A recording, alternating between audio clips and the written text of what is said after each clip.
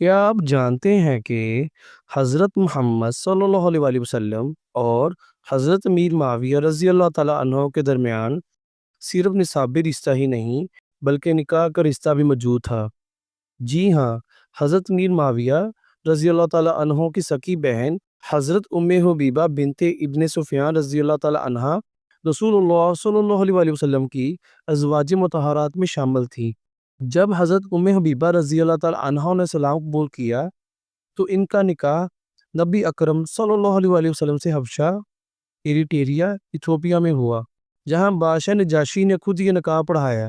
اس طرح حضرت میر معاویہ رضی اللہ تعالیٰ عنہ رسول اللہ صلی اللہ علیہ وسلم کے برادر نسبتی سالے بھی ہوئے، اور نصاب کے لحاظ سے دونوں کا تعلق عبد مناف بن قصی پر جا کر ملتا ہے۔ نبی کرم صلی اللہ علیہ وسلم کا نسب ہاشم بن عبد مناف سے چلتا ہے۔ میر معاویہ کا نسب عبد شمس بن عبد مناف سے چلتا ہے۔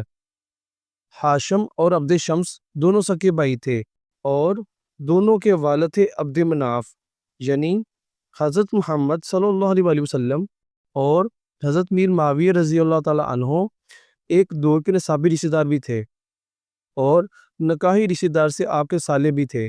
قریش کا یہ رشتہ صرف خاندانی نہیں بلکہ اسلامی تاریخ میں ایک گہری اور اہم حیثیت رکھتا ہے۔